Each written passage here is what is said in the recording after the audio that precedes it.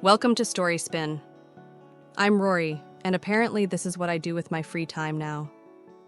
If you've ever wondered how messy people's relationships really get, you're in the right place. Let's dive in, because trust me, it's worse than you think. It started like any good love story. 2 adults, 2 houses, big plans, and even bigger feelings. Then came the diagnoses, the distance, the text, and eventually, the box on the porch. This one's not loud, it just lingers. Let's get into it. This has been 4 years ago, so the sting is gone and my revenge has been had. Sorry if this isn't the right forum. We dated for 4 years and had what I thought was a great relationship. We were both well-established professionals who both owned homes in the same neighborhood and both with daughters in the home. Her daughter was 11 and mine was 16 when we met. We had actually planned to get married, build a house, and raise the two together. We planned the house build because she had recently been diagnosed with a neurological disease that would eventually put her in a wheelchair and need something ADA-friendly. During the planning stages, I began doing landscape and construction projects on her home to increase the resale value. All in, I invested roughly $30,000 into the home, running everything through my side construction business for tax, permitting, and resale purposes. We had a contract that payment would be made upon the sale of the home.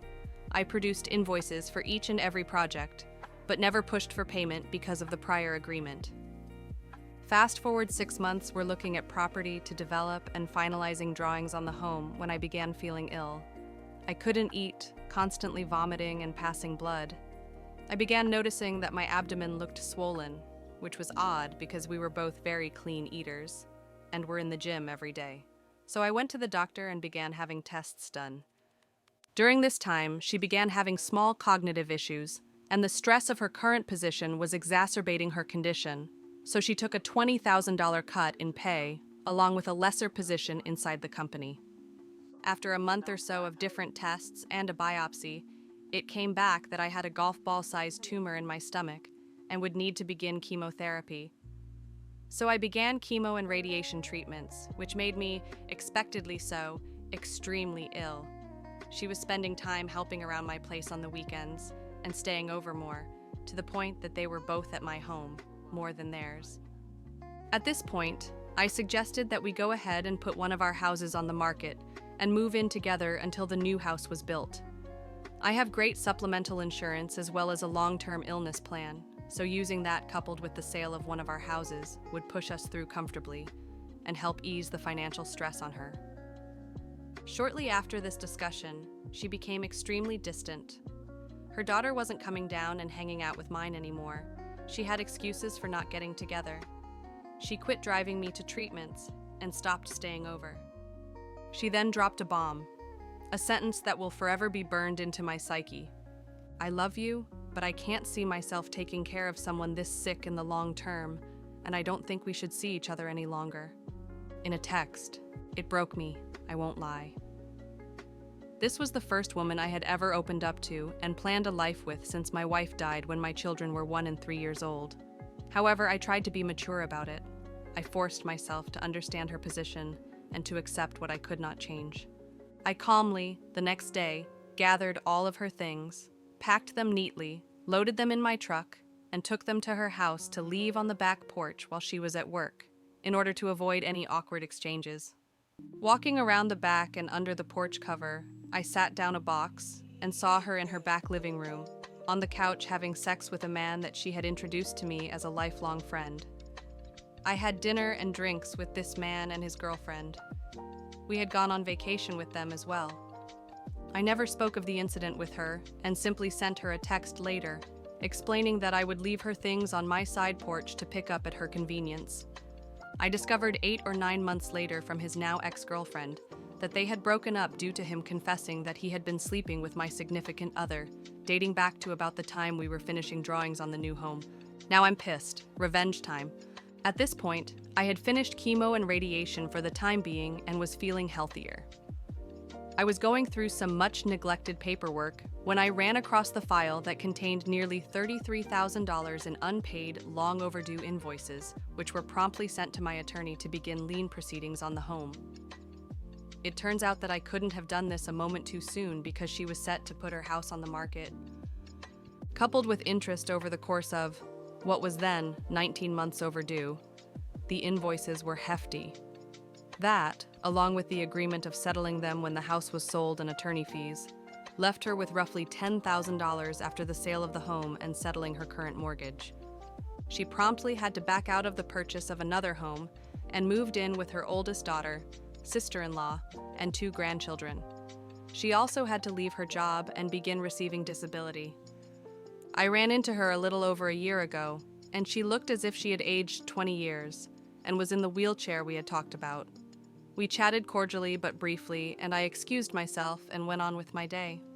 A few days later, her younger daughter called me and spoke of my running into her mom, and could we hang out sometime? I gave a vague answer, thanked her for calling, and again, went on with my day. The ex then called me a week or so later, and began apologizing for leaving me as she did. Again, cordial but short, I thanked her for calling and hung up.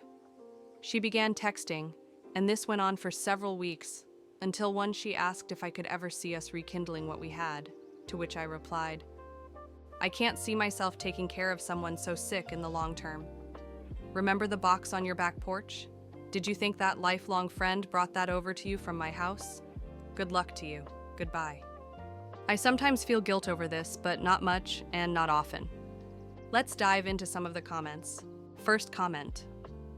So this woman knows she is headed for a wheelchair, and she has a man that not only doesn't care, but is going to help her have a home to accommodate a wheelchair and help care for her, and she dumps him so she can bang another guy who is cheating on his girlfriend? Talk about short-sighted stupidity. How progressive is her disease? Is she likely to die at an earlier age? OP. She's in her late 40s now. It took her from an able-bodied marathon enthusiast to a wheelchair in about 8 years or so. I'm unaware of her current prognosis. Second comment. Her friend probably stopped wanting to be with her once she was wheelchair-bound. She lost her job and is on disability now, and thought that by rekindling with you would be better for her financially. This is some poetic justice stuff right here. OP. I'm sure some of it had to do with the fact that I had mentioned to her daughter that I had finished building the house, and she saw it as an opportunity. Living in a 3-bedroom home with 6 occupants, 2 toddlers and a teen plus 3 adults, has to be rough, especially when all 3 bedrooms are upstairs. So inevitably there had to be some less than optimal adjustments made. That was brutal, yet 100% deserved.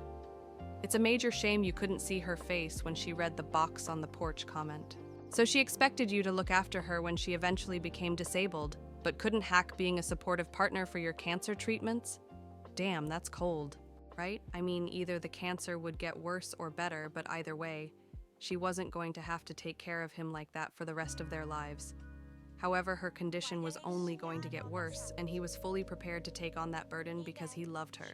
So yeah, turns out karma does make house calls. Sometimes with a lien, sometimes in a wheelchair, and sometimes with a box on the porch. If you're still rooting for her, you probably are her. Thanks for tuning in. Now go touch some grass or your ex, whichever hurts less. Cue the outro.